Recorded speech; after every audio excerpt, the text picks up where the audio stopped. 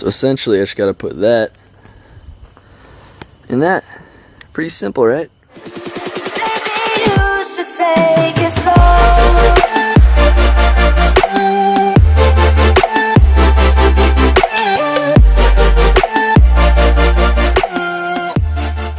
What's up guys, One Wicked Supra here. I'll be doing a video today. I'm kind of updating my build.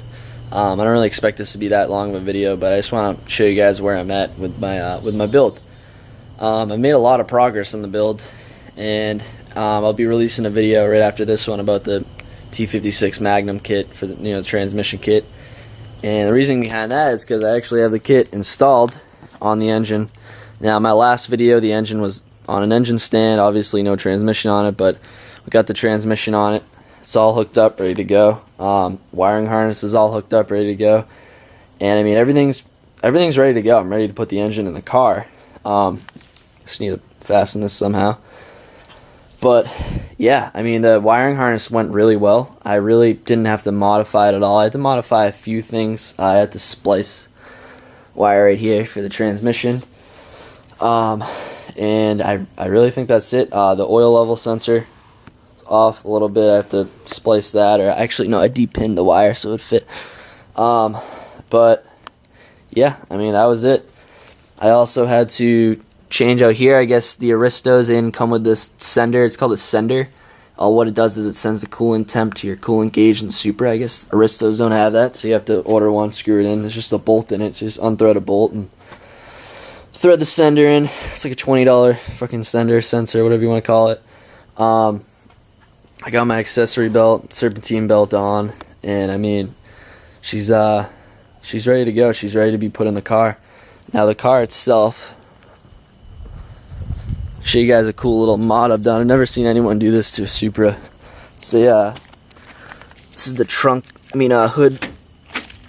You can pop the hood from the outside. I mean, that's what Supras are all about, is popping the hood, right? So I can do it from the outside of my car. Pretty cool.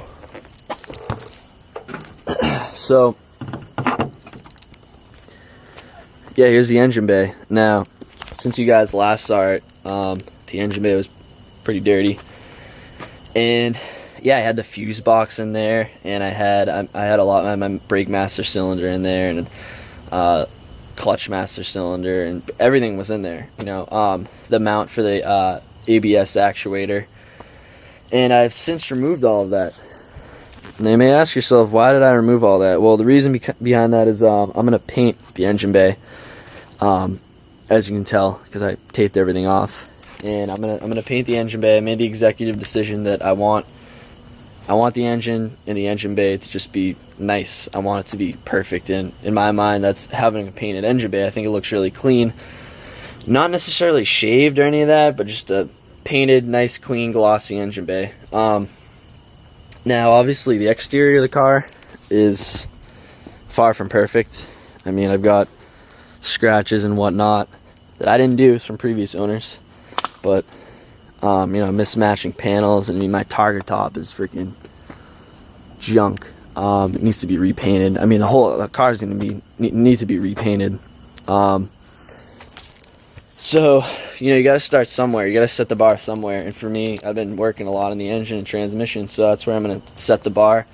Is when you pop the hood. The rest of the car may not look nice initially. Obviously, I'm going to get it, looking perfect. But once I start it up, I'll be satisfied with the engine, how it looks in the engine bay. Everything will just look clean. So it's gonna look really nice.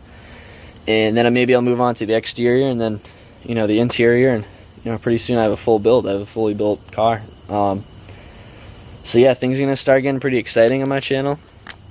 Obviously, once I put the engine in, I can really get the ball rolling, can start hooking stuff up, and it's just it's no more guesswork. And the car goes from a roller to a full build, almost fully functioning car. So that's pretty exciting for me. Obviously, it's being my dream car. A lot of people's dream cars.